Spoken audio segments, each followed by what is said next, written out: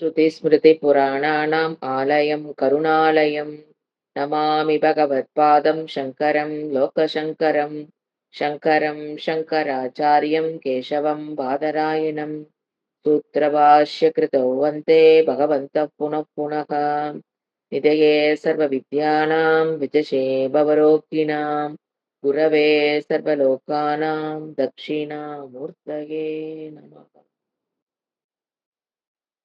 ॐ सकना भवतु सकनौ भुनक्तु सक वीर्यङ्करवावहै तेजस्विनावधीतमस्तु मा विद्विषावहै। ॐ शान्ति शान्ति शान्तिः। ஸ்ரீருத்ர பிரஷ்னः. அதுல நமக்கத்துல ஃபர்ஸ்ட் மந்திரம். ஓம் நமோ பகவதே ருத்ராய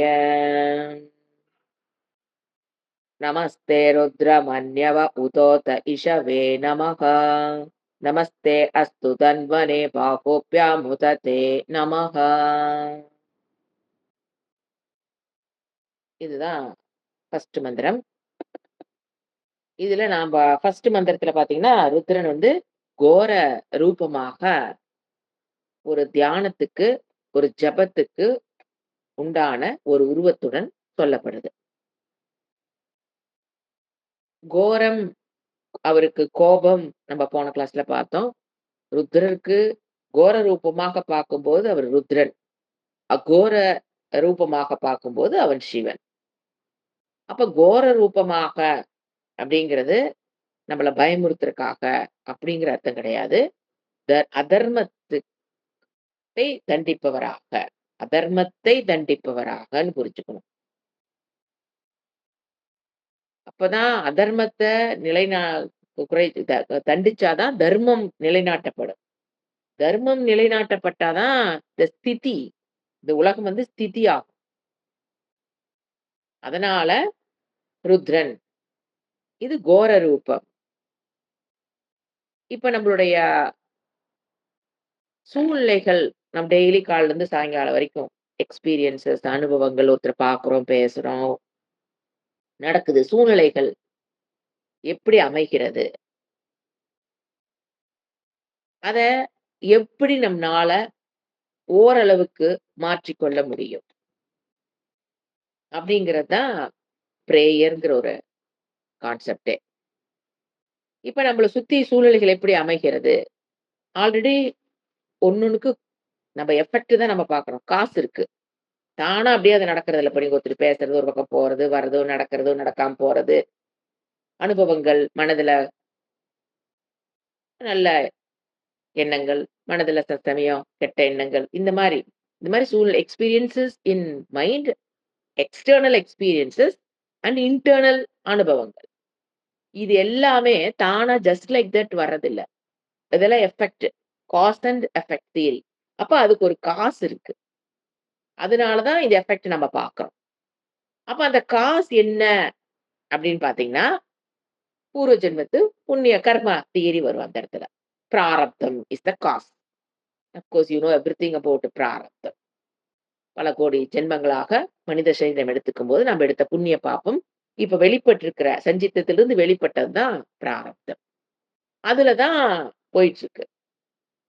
இப்ப அதன் பிரகாரம் அதை எப்படி நமக்கு பிடிக்காத சூழ்நிலைகள், பிடிச்ச சூழ்நிலை வரும்போது நம்ம இறைவனை நினைக்க வேண்டியதே இல்ல. நம்ம அதை என்ஜாய் பண்ணிட்டு போயிடும்.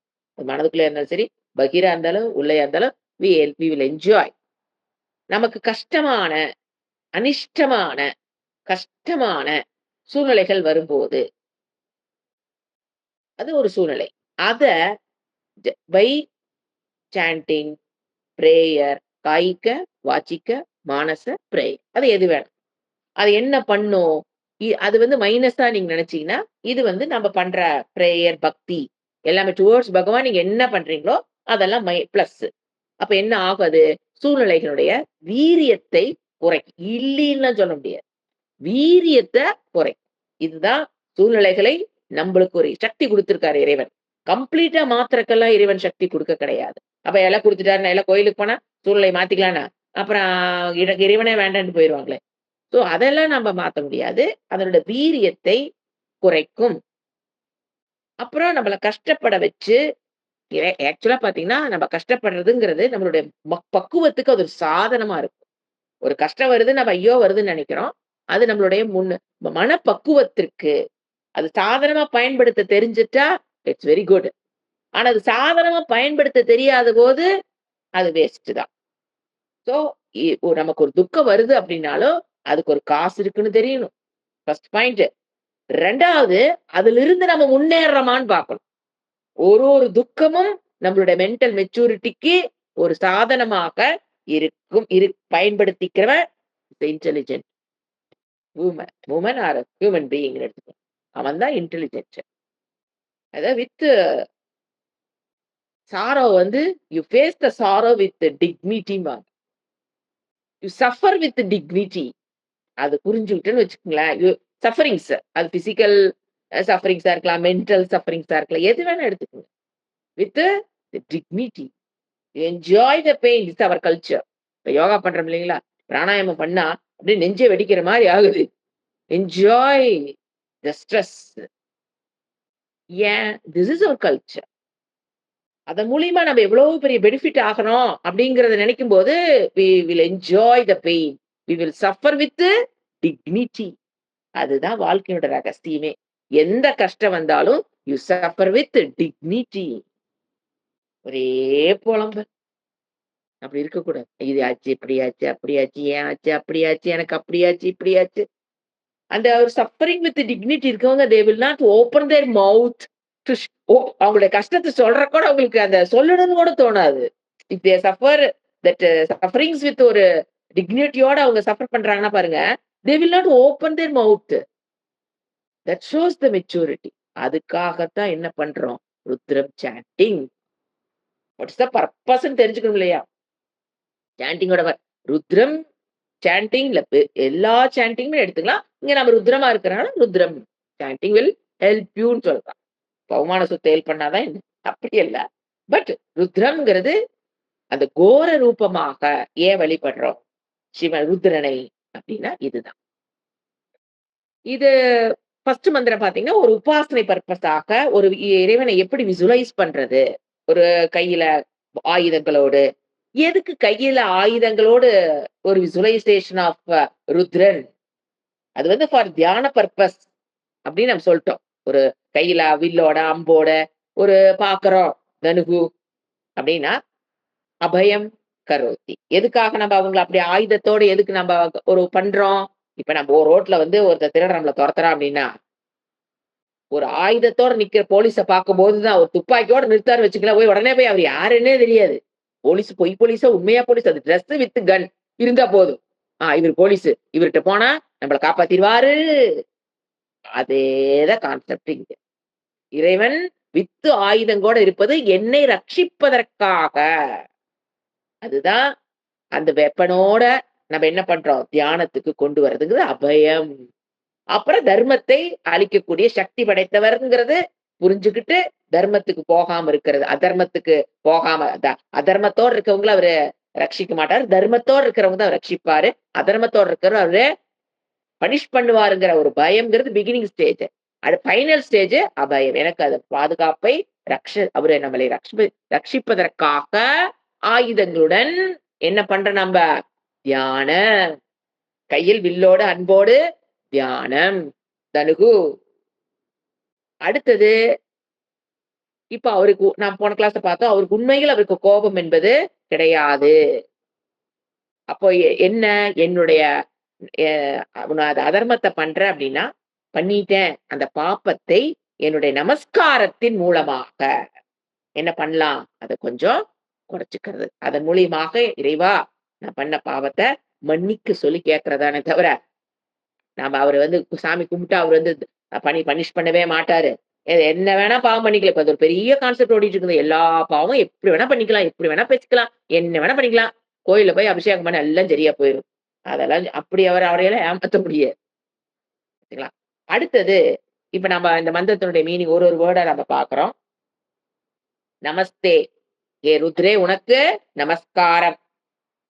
உன்னுடைய மன்யவே கோபத்திற்கு நமஸ்காரம். புரியுதுங்களா? அந்த கோபம் உன்னுடைய கோபத்துக்கு நான் என்ன பண்றேன்? நமஸ்காரம். மன்யவே நமகா. உத. நமஸ்தேனா ஏ ருத்ரரே தே. நமக தே. அதுதான் நமக்கே. நமக. ருத்ரரே உனக்கு நமஸ்காரம். தே மன்யவே நமக. அடுத்தது. உன்னுடைய கோபத்திற்கு என்னது? முதல்ல உனக்கு நமஸ்காரம். ஏ ருத்ரனே உனக்கு நமஸ்காரம். 2வது உன்னுடைய கோபத்திற்கு நமஸ்காரம்.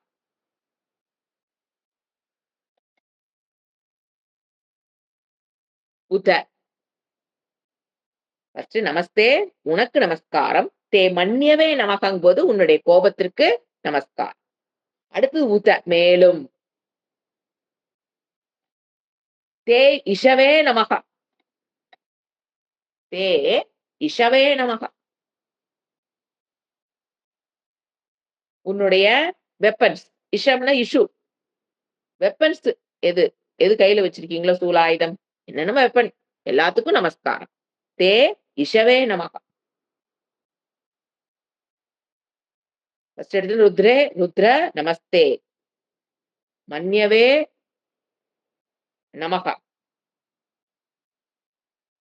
இஷவே நமக. இஷவேங்கிறது உன்னோட கையில் வச்சிருக்கிற வெப்பன்ஸுக்கு நமஸ்காரம்.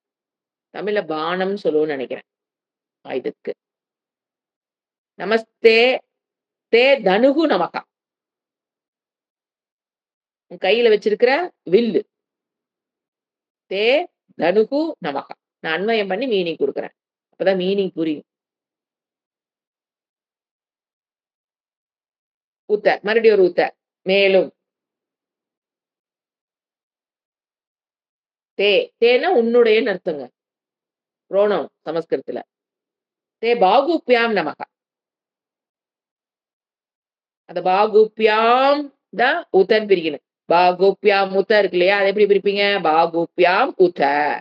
தே பின்னால் இருக்கா? அப்ப தே பாகுப்யாம் கடைசி வேர்டு நமக. அப்ப என்னது பாகுப்யாம்? இந்த என்ன சொல்றது?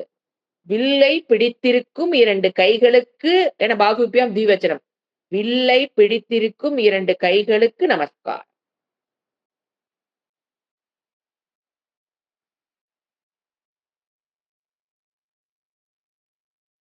வில்லை பிடித்திருக்கும் 2 கைகளுக்கும் பாகுப்யா ஷோல்டர். பாகுப்யா நமக. அத தாங்கி பிடிச்சிட்டு இருக்கிற அந்த ஷோல்டர். அதான் கைன்னா அந்த இடத்துல ஷோல்டர் எல்லாம் ஃபுல் ஹேண்ட் எடுத்துக்கலாம். மெயினா ஷோல்டர்.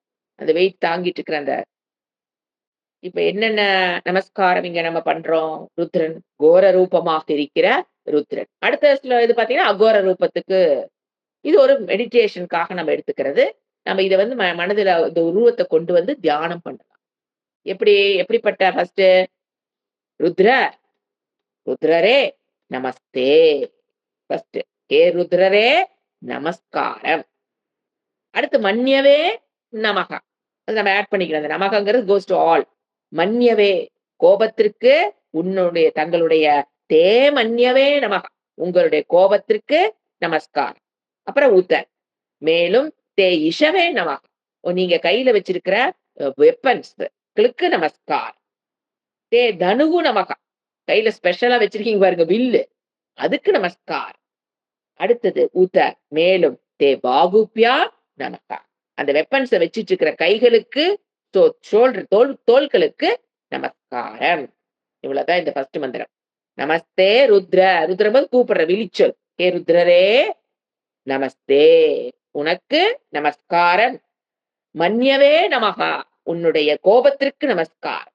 உத மேலும் உன்னுடைய இஷவே தே இஷவே நமகா. உன்னுடைய கையில வச்சிருக்கிற வெப்பன்ஸ் இதுக்கு நமஸ்கார். இஷவேங்கும்போது வெப்பன்ஸ். இஷுகு. அடுத்தது தே நமக தே அஸ்து இருக்க. கடைசி வேர்டு என்ன பண்ணணும்? அஸ்து. அந்த அஸ்துங்கிறது எல்லாத்துக்கும் ஒன்னொன்னுக்கு ஆட் பண்ணிக்கணும். தே மன்யவே நமகா அஸ்து. தே இஷவே நமகா அஸ்து. தே தனுகு நமகா அஸ்து. தே பாகுப்யா நமகா அஸ்து.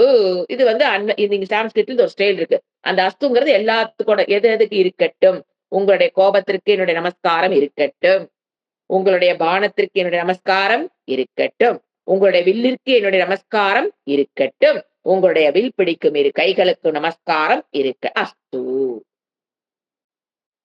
புரிஞ்சுங்களா? இப்போ ஃபர்ஸ்ட் ஓம் நமோ பகவதே ருத்ராய. நமஸ்தே ருத்ரமன்யவ உதோத இஷவே நமஹா. நமஸ்தே அஸ்து தன்வனே பாகுப்யா முததே நமஹா. இவ்வளவு நாள் மீனிங் தெரியாம சொல்லியிருப்போம். இன்னைக்கு மீனிங்கோட தெரிஞ்சுக்கோ. அதாவது நமஸ்கார். அவருடைய வெப்பன்ஸுக்கு, வில்லுக்கு, அதை வைத்திருக்கிற கைகளுக்கு, ருத்ரரே உனக்கு நமஸ்காரம். அடுத்தது.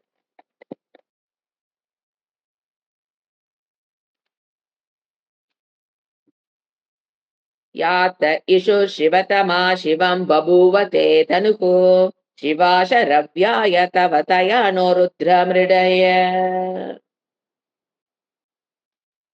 யாத்தே இஷுகு. யாத்தங்கிறது அங்க தே வந்து என்ன இருக்கு சந்தி.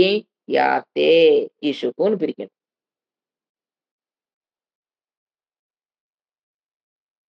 எந்த யானை என்ன எந்த, தேனா உன்னுடைய, இஷுகுன்னு என்னது அம்பு.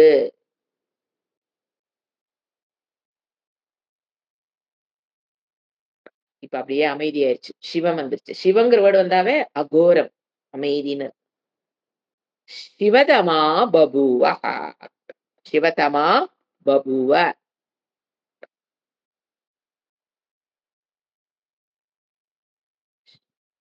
சிவதமா பபுவ. சிவதமானா சிவம்னா அமைதியானது. இப்ப என்ன ஆயிடுச்சு அந்த அம்பு அமைதி. யா எந்த, தே உன்னுடைய, சிவதமா அமைதியான, பபுவ அம்பு எந்த உன்னுடைய அம்பு அமைதியானதோ, உன்னோட அம்பு இப்ப அமைதியா இருக்கு. தே தனுகு கடைசியில என்ன தே தனுகு உன்னுடைய வில்லும் என்னது சிவம். ஃபர்ஸ்ட் லைன்ல ஃபர்ஸ்ட் ஹாஃப் வந்து அம்பு அமைதி. ஃபர்ஸ்ட் லைன்ல செகண்ட் ஹாஃப் வந்து வில் அமைதி. அதனால 2 சிவம். சிவதமாங்கிறது வில்லுக்கு, சிவம்ங்கிறது சரி சிவதமாங்கிறது அம்புக்கு, வெறும் சிவம்ங்கிறது வில்லுக்கு. சிவம்னா அமைதி. சோ எந்த உன்னுடைய அம்பு அமைதியானதோ, யாத்தே இஷு சிவதமா பபுவ. எந்த உன்னுடைய அம்பு அமைதி. அடுத்து தே தனுகு சிவம் உன்னுடைய வில்லும் அமைதியானது.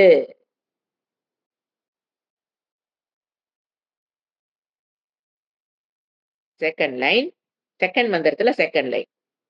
ஃபர்ஸ்ட் லைன் முடிஞ்சது. யாத்த யசோ சிவதமா சிவம் பபுவ தே தனுகு.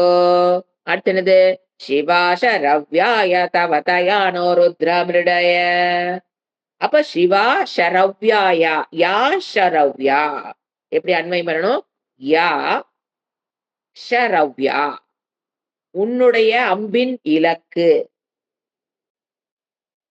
சிவா உன்னுடைய அம்பினுடைய இலக்கும் என்னது சிவம்னு என்ன சொன்ன அமைதி. அதுவும் இப்ப எப்படி இருக்கு அமைதி. அமைதியானது உன்னுடைய இலக்கும் அமைதியானது. ஷரவ்யானா இலக்கு, அந்த அம்பு போய் அடிக்கிற இலக்கு, கோல் இலக்கு, தமிழ்ல சொன்னா இலக்கு. அது எப்படி இருக்குது அமைதியானது. உன்னுடைய அம்பும் அமைதியாயிருச்சு, உன்னுடைய வில்லும் அமைதியா இருக்கு.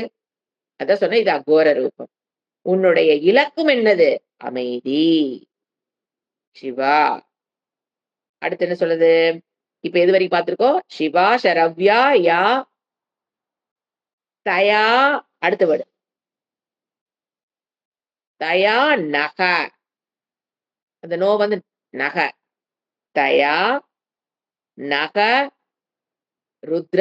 ருத்ரனா ஹே ருத்ர. எப்பவுமே சம்போதன பிரதமா தான் ருத்ரங்கிற வேர்டு வரும் எப்பவுமே ருத்ரத்துல. ருத்ரன் வேர்டு வந்தா ஹே ருத்ரனே. சம்போதன பிரதமான விழிச்சொல். ருத்ர மிருடய காப்பாற்று. மிருடயன மேயு புரொடெக்டர்ஸ். இப்ப என்ன வேணும் தயா அதன் மூலமாக. திருத்தியா விபக்தி தயா தத்துத தயா அதன் மூலமாக நக எங்களுக்கு. நோ என்ன இருக்கு நக. ருத்ர ஹே ருத்ர சம்போதன பிரதமா போட்டுக்கலாம். மிருடய எங்களை. அது பாருங்க உடனே ப்ளூரல் மாறிட்டாரு. எங்களை என்னைன்னு சொல்ல எங்களை. என்ன சொல்லலாம்? மிருடயன அனுகிரகிப்பாயாக. எங்களை அனுகிரகம் பண்ணு. எங்களைன்னா யாரு? ஃபேமிலி, சொசைட்டி, கம்யூனிட்டி எல்லாமே எடுத்துக்கலாம். ஃபிரெண்ட்ஸ் எல்லாத்தையும் காப்பாத்து. நீங்க இத்தன நாள் தெரிஞ்சு சொன்னீங்களோ இல்லையோ, என்ன கேட்டுருக்கீங்க? என் குடும்பத்த காப்பாத்துன்னு அர்த்தம். ஃபேமிலி எல்லாமே மிருடயங்கும்போது ப்ளூரல். எங்களைன்ட்டாலே தீர்ந்து போச்சு. சமஷ்டியா. நீங்க உங்க அறிவுக்கு எவ்வளவு தூரம் தெரியுமோ, அவ்வளவு சமஷ்டி. உலக மக்களை. இதுதான் அல்டிமேட் என்னது? இந்த பிறப்பில் படைத்திருக்க அனைத்து ஜீவராசிகளையும் என்ன பண்ணிக்கலாம் நம்ப? மிருடயங்கிறது அவங்களுடைய மனதினுடைய விஷாலத்தை பொறுத்தது. சில பேத்துக்கு அவங்க குடும்பத்தோட மிருடயம் நின்னு போயிரும். சில பேத்துக்கு அந்த வீதியோட ஒடுங்கி போயிரும். சில பேத்துக்கு அவங்க சொந்தக்காரங்களோட ஒடுங்கி போயிரும். மனம் விஷாலம் ஆகும்போது, மிருடயங்கிறது யார குறிக்கும்? விஷால புத்தி உள்ளவங்க, எல்லாரும் நல்லா இருக்கணும்னு நெனைக்கும்போது, அது பிகம் எஸ்டி. உலகத்தில் படைக்கப்பட்ட அனைத்து ஜீவராசிகளையும் என்ன பண்ணு? அனுகிரகம் பண்ணுன்னு கேட்கிறோம்.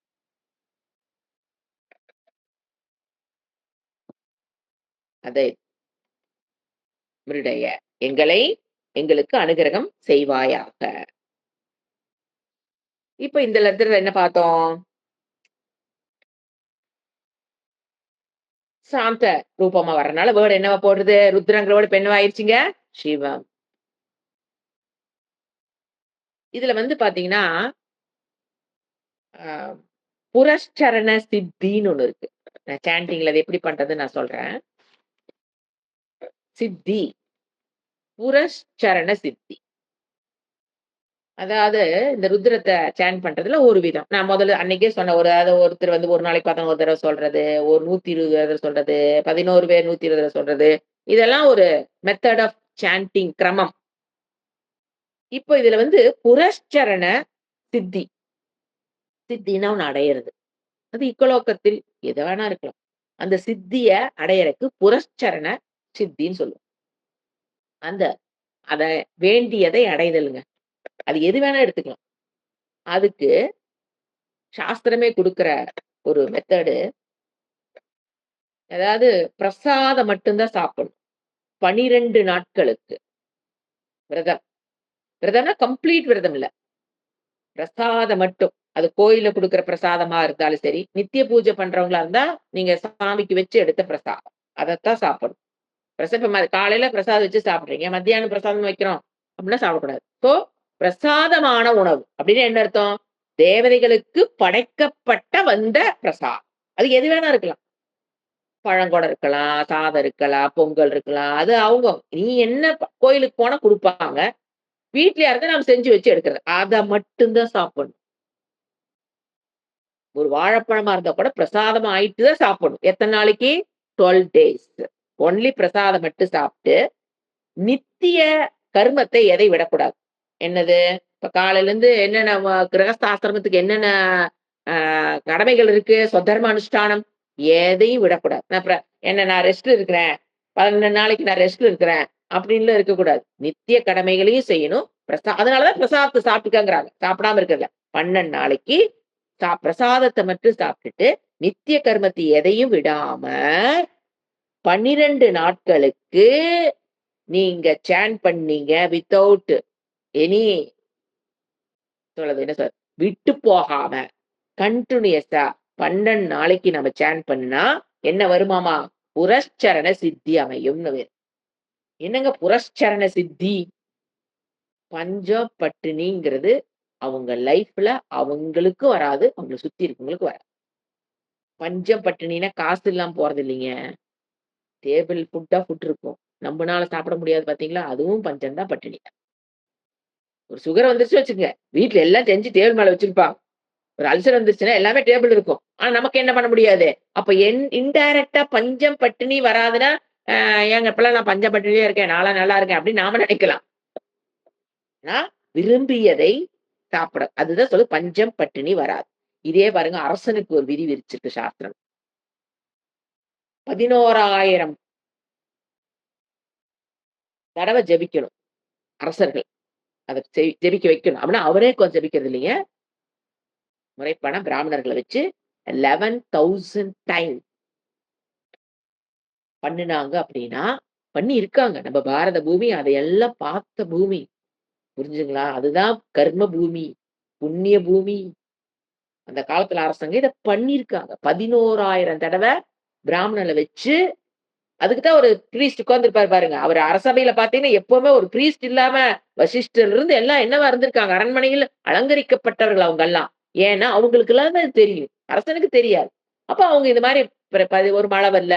இப்ப நம்மளும் பார்த்தோம் இல்லைங்களா? ஒரு 10 வருஷத்துக்கு முன்னால எவ்வளோ ஒரு அந்த மாரி சமயம்.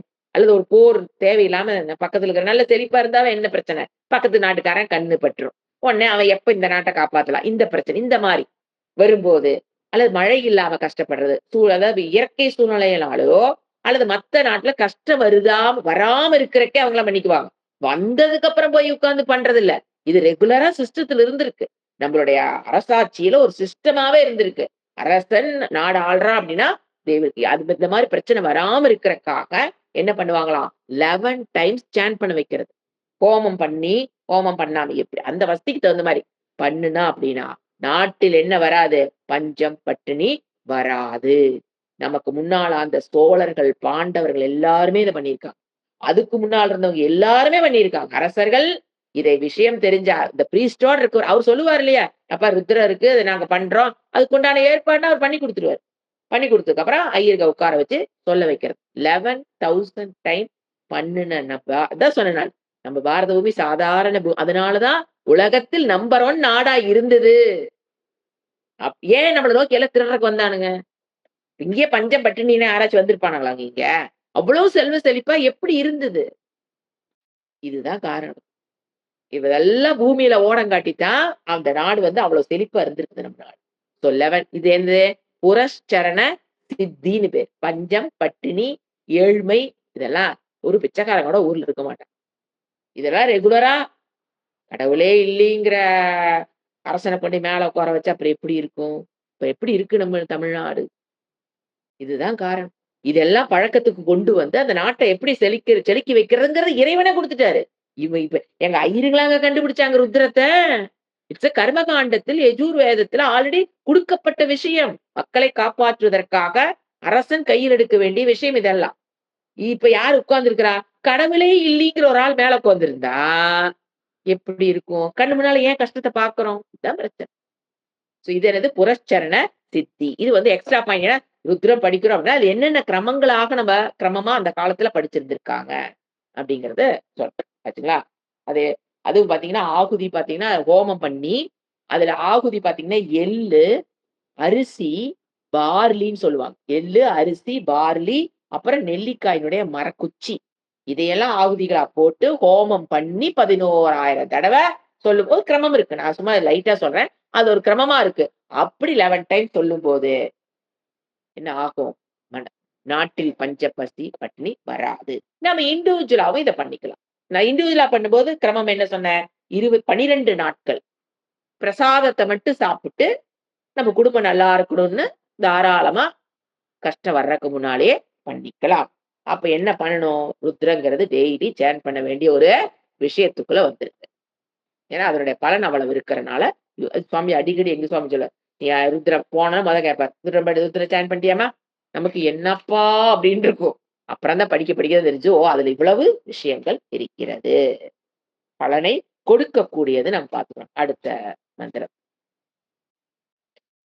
இது வந்து 1,00,000 ருத்ர பாராயணம் பண்ண இதெல்லாம் இருக்கு நம்மளுடைய அரசர்கள். 1,00,000 தடவ பண்ணியிருக்காங்க. இதெல்லாம் வந்து குறிப்புல இருக்கு. இதெல்லாம் வந்து என்ன சொல்லுது? சோ புண்ணிய பலனை தாத்தாவாக இருக்கும்போது அவருக்கு பேரு சிவன். கர்ம பல தாத்தா தானே ஈஸ்வரன். புண்ணிய பலத்த குடுக்கும்போது அவர் யாரு? சிவன். பாப்ப பலன தாத்தாவாக பார்க்கும்போது அவர் யாரு? ருத்ரன்.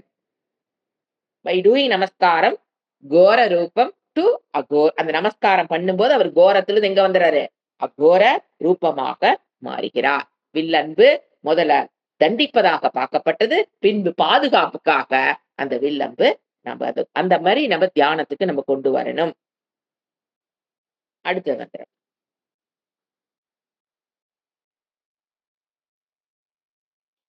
இப்ப நம்ம துக்க நிவிர்த்தி க்காக நம்ம வேண்டுறோம் அப்படிங்கும்போது 2 விதமான துக்க நிவிர்த்தி நம்ம தெரிஞ்சுக்கணும். ஒண்ணு ஆபேக்ஷிக துக்க நிவிர்த்தி. இன்னொன்னு ஆத்யந்திக துக்க நிவிர்த்தி. இப்ப ஆபேக்ஷிக துக்க நிவிர்த்தின்னா என்னது? முதல கால் யார்ல மா வ யானையோட கால் முதல வாயில மாட்டிருச்சு. யானை கேக்குது. காப்பாத்து அப்படிங்கிறது ஆபேக்ஷிக துக்க நிவிர்த்தி. வீட்ல நமக்கு ஒரு கஷ்டம் வந்துருச்சு. அந்த கஷ்டத்திலிருந்து என்னை காப்பாத்து. அது வந்து ஆபேக்ஷிக துக்க நிவிர்த்தின்னு பேரு. ஆத்யந்திக துக்க நிவிர்த்தி அப்டின்னா என்ன? இன் டோட்டல் ஆப்டிமம் துக்க நிவிர்த்தியில ஆப்டிமம் அப்டிங்கிறது ஆத்ம ஞானேன. அதனால தான் ஒரு சன்னியாசி என்ன பண்ணுவாங்க, வேற எதை சாண்ட் பண்றாங்களோ இல்லையோ ருத்ரங்கிறது கண்டிப்பா அவங்க சொல்லிக் குடுத்துருவாங்க. ஆத்ம ஞானத்தை பெறுவதின் மூலியமாக ஆத்யந்திக துக்க நிவிர்த்தி is possible by chanting Rudram பண்ணும்போது அந்த பாப்ப க்ஷயமாகி இந்த வேதாந்த பாதையில ஏன்னா சன்னியாசி மட்டும் இல்ல. இப்ப நம்ம வேதாந்த பாதையில முன்னேறி போயிட்டு இருக்கிறோம் அப்படின்னா, ஆத்யந்திக துக்க நிவிர்த்திய நோக்கி நம்ம போறோம் அப்படிங்கும்போது, அந்த பாதையில் வருகிற பாப்பத்தை க்ஷயம் பண்ணக்கூடியது ருத்ர ரூபமாக சிவனை வழிபடுவது என்பது பரம்பரையாக வந்துட்டு இருக்கு. சோ இது நாட் ஒன்லி ஃபார் கர்மகாண்டீஸ், ஆல்சோ ஃபார் ஞான காண்டத்தில் இருப்பவர்களுக்கும் Rudra chanting is very important. அதனால தான் சொன்னேன் ஆபேட்சிக துக்கத்துக்கும் நம்ம வேண்டலாம். ஆத்யந்திக துக்க நிவிர்த்திக்கும் நாம என்ன பண்ணலாம்? Rudram sanding is very useful. அடுத்த மந்திரம். இப்படி படிக்கும்போது புரியும் பாருங்க இப்ப. யாத்த ஈஷோ சிவதமா சிவம் பபூவதே தனுகு சிவாசரவ்யாய தவதயான ருத்ர மிருடய எங்களை அனுசரிப்பாய அனுகிரகம் செய்வாயாக. இப்ப கமிங் டு தேர்ட் மந்திரம். या ते रुद्र शिवा तनोरघोरा पापकाशिनी तया नस्तनु वाशन्तमया गिरिशन्ताभिचाकशीः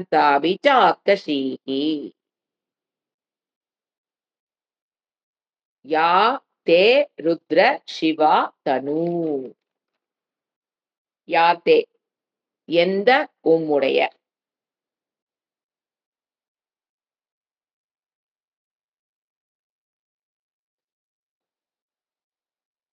சிவா மங்களமான தனுன்னு என்ன? சரீரம். எந்த உம்முடைய உங்களுடைய யாத்தே ருத்ர சிவா தனு இதத்தான் மீனிங் கொடுத்துட்டு இருக்கேன். யாத்தே ருத்ர சிவா எந்த உங்களுடைய மங்களகரமா அதாவது மோட்சத்தை கொடுக்கக்கூடிய மங்களம்னா என்ன? மோட்சம். அப்படிப்பட்ட உடம்பு சரீரம் தனுகு அகோரா அபாப காஷினி அகோரா பயமற்றது பயமற்றதாகவும் அபாப காஷினி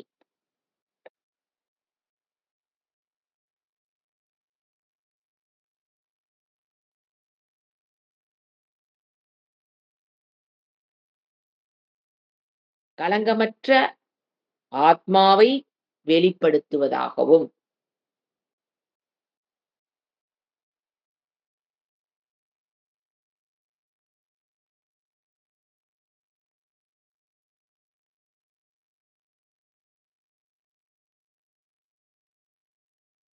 தயா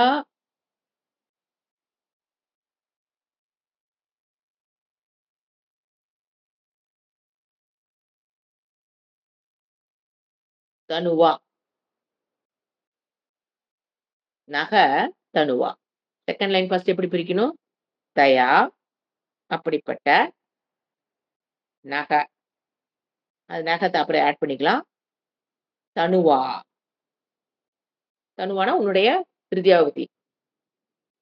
உடம்பினால், தேகத்தால். அந்த தேகத்துக்கு அட்ஜெக்டிவ் தான் என்னது? அபாபகாஷினி, அகோரம். இது 2 அட்ஜெக்டிவ் டூ அவருடைய உடல். தனு. தனுங்கிற வேர்டுக்கு 2 என்னது? அட்ஜெக்டிவ். அகோரம்ங்கிறதும், அபாபகாஷினிங்கிறதும் அவருடைய உடம்புங்கிறது நவுன். தனுகு. அதுக்கு 2 அட்ஜெக்டிவ். எப்படிப்பட்ட உடம்பு? பயமற்றதாகவும், அபாபகாஷினி கலங்கமற்ற ஆத்மாவை வெளிப்படுத்துகிற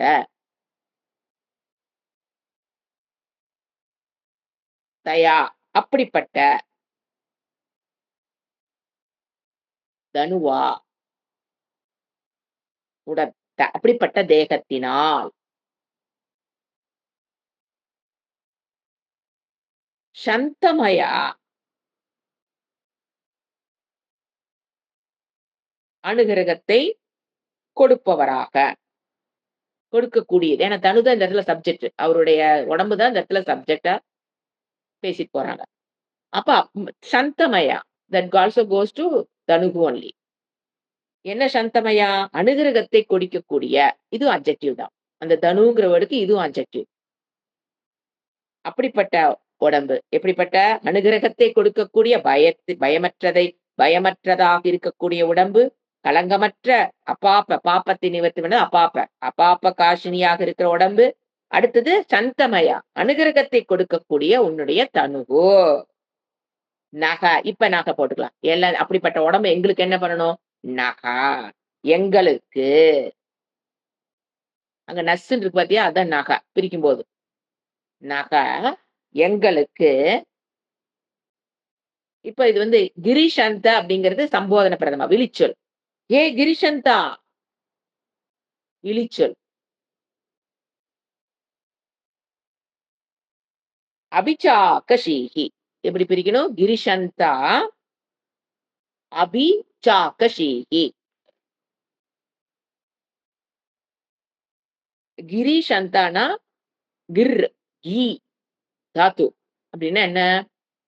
வார்த்தைகளின் மூலியமாக, சப்தத்தின் மூலியமாக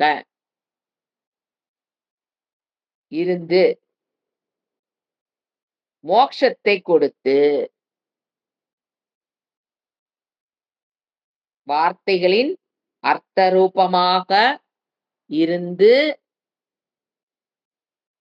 அர்த்தமாக பார்க்கும்போது அது என்ன கொடுக்கும்? உபநிஷத்துக்களே இருக்கு. நம்ம தைத்திரிய உபநிஷத் ஸ்டாண்ட் பண்றோம். அதனால மோட்சம் கிடைச்சிடுமா? மோட்சத்துக்கு உண்டான ஏற்பாடுகள் பண்ணி தரும். அதனால என்ன சொல்றாரு? வார்த்தைகளின் கிரிஷந்த அர்த்த ரூபமாக இருந்து, வார்த்தைகளின் அர்த்த ரூபமாக இருந்து, அது அர்த்தம் தெரியும்போது நமக்கு என்ன? மோட்சத்தை கொடுத்து. சத்தியம் ஞானம் அனந்தம் பிரம்ம அப்படிங்கிற சப்தத்தின் அர்த்தத்தை புரிந்து கொள்வதன் மூலியமாக நமக்கு என்ன கிடைக்குது? மோட்சத்தை கொடுத்து. சந்தம்னு என்ன? அமைதி, மன அமைதி. மோட்சம்னு என்ன தெரியணும்? ஒரு மன அமைதி, ஒரு சந்தோஷம், ஆனந்த பிராப்தி, துக்க நிவிர்த்தி. மோட்சத்துக்கு உண்டான டெஃபினிஷன் எல்லாம் போட்டுக்கலாம் நீங்க. அதை கொடுத்து கொடுப்பவராக இருந்து அபிச்சாகஷீஹி அந்த ஆத்ம ஞானத்தை வெளிப்படுத்துவாயா? அந்த தனுகு அப்படிப்பட்ட உடம்பு ஆத்ம ஞானத்தை வெளிப்படுத்துவதாக வெளிப்படுத்துவாயாக. மேயு லோட்டு. அப்ப எப்படி ப்ரே பண்றோம்? அந்த உடம்பு எனக்கு ஆத்ம ஞானத்தை வெளிப்படுத்துவாயாக இறைவா. இந்த உடம்பு அப்படிப்பட்ட உடம்பை உடையவர் சிவன். சாந்த ரூபமான சிவன். அதாவது தடைகளை நீக்க வேண்டும் நம்ம கேட்கிறோம். இந்த இடத்துல prayer as a Vedantic student எனக்கு இந்த பாதையில வருகிற தடைகளை நீக்குவாயாக. அபிச்சாக்க ஸ்ரீஹி ஆத்ம ஞானத்தை அபிச்சாக்க ஸ்ரீஹி. மே யூ கிவ் ஆத்ம ஞானம் பை ரிமூவிங் அப்டக்கிள்ஸ். ஏன்னா எனக்கு ஆத்ம ஞானம் வேணும், ஆத்ம ஞானம் பிரேயர் பண்ணிட்டு இருந்தாலும் வேலையாகாது. அதற்குண்டான முயற்சி பண்ணணும். அதுக்கு தடை வரும். அந்த தடைய நீக்குங்கிறது இன்டெலிஜென்ட் வேயா ப்ராப்பர். அது இந்த லாஜிக்கான பிரேயர். சும்மா நான் வந்து எனக்கு அவருக்கு நிறைய பேர் சொல்றதை நம்ம கேட்டிருக்கோம். பக்தியில அதிகமா இருக்கிறவங்க அதை சொல்றாங்க. அவருக்கு என்ன எனக்கு குடுக்கணும்? எப்ப குடுக்கணும்னு இறைவனுக்கு தெரியுங்க. அவர் குடுக்கும்போது குடுப்பார். அப்ப இந்த பாதைக்கு நான் வருவேன். எது வேதாந்த வகுப்புக்கு வர்றக்கு அவங்க சொல்ற பதில். பக்தியினுடைய உச்சத்தில் இருப்பாங்க அவங்க. நான்லாம் எதுவும் அவர்ட்ட கேட்கவே மாட்டேங்க. என்ன அவருக்கு என்ன வேணுமோ அவர் குடுத்துருவாரு. வேதாந்த வகுப்பு வேணும்னா அவர் குடுத்துருவாரு. எப்படி குடுப்பார்? எப்படி குடுப்பார்? சிந்திக்கணும். ஒரு நிமிஷம் சிந்திக்கணும். அதாவது கை க கண் கண் காட்டு. அதாவது அவர் காட்டிக் குடுப்பாரு. இந்த இடத்துல நடக்குது, இவங்க பண்றாங்கங்கிறத காட்டிக் குடுப்பார். அவ்வளவுதான் தெரியும். அதுக்கப்புறம் நாம தானே முயற்சி பண்ணி 5 மணிக்கு வந்து உட்கார்ந்து, இப்போ மீனிங் என்ன? அர்த்தம் என்ன? சாதன சம்பத்தின் என்ன? எப்படி டெவலப் பண்றது? உள்ள நேத்து பார்த்தேன் பார்த்தீங்களா? ஒரு தாட் ஒரே ஒரு தாட் நம்ம எத்தன வாய் பேசியிருப்போம். 1 வாய், 2 வாயா பேசியிருப்போம். பிறந்ததிலிருந்து வாயே மூடாம பேசுறோம். அந்த ஒரு வார்த்தை வர்றக்கு முன்னால எத்தன கம்பார்ட்மெண்ட்ஸ், எத்தன பிஹெச்டி இதெல்லாம் நொங்கி நூடுல்ஸ் ஆயி புரிஞ்சு, இது வந்து நம்ம நொங்குறது ஆனந்தம் இல்லீங்களா? நம்ப ஒரு பேச்சு பேசுறது எப்படின்னு தெரிஞ்சுக்குது. இந்த அளவுக்கு பண்ணும்போது மண்டையில புரியாது. ஏன்? நான் செஞ்ச பாவம். பாதி புரியும், பாதி புரியாது. புரிஞ்ச மாரி இருக்கும். புரியாத ஏங்க புரிஞ்ச மாரி இருக்குது, புரியாத மாரி இருக்குது. இப்படித்தான் இருக்கும். அப்படி அவ்வளவு நொங்கி நூடுல்ஸ் நொங்கி இதாகும்போது, அந்த கஷ்டப்படும்போது அத என்ன பண்ணுவாரு? அந்த புரிஞ்சுக்க கூடியிருக்கு. எனக்கு அந்த புரிதலுக்கு என்ன நடுவுல பாப்பம். தடையாக வந்து நிக்கும். அப்ப அத என்ன பண்ணுவாரு? இறைவா! அதுதான் இங்க பிரேயர். எப்படி புரிஞ்சுக்க கூடாது? நான் தினம் ருத்ர சாண்ட் பண்றேன். இறைவன் எனக்கு ஞானத்த குடுத்துருன்னா. குடுத்துருவாரா? அப்படியாங்க ருத்ரன்? அ ருத்ரம் சாண்ட் பண்றதுங்கிறது, நீ இந்த பாதையில் போகும்போது வருகிற தடைகளை நீக்கும். அதுதான் புரிஞ்சுக்கணுமே தவிர, வெறும் ருத்ர சாண்டிங் எனக்கு ஞானத்த குடுத்துருமான்னா, குடுக்கறக்கு வாய்ப்பே அதுக்குண்டான பிளாட்ஃபார்ம் உருவாக்கி குடுக்கும். குரு பிராப்தி, மனன பிராப்தி, சிரவண பிராப்தி, நிதித்தியாசன பிராப்தி, இந்த பிராப்திய கொண்டு வந்து குடுக்கும். கண்டிப்பா கொண்டு வந்து குடுக்கும். அதுல மாற்று கருத்துக்கே இடமில்ல.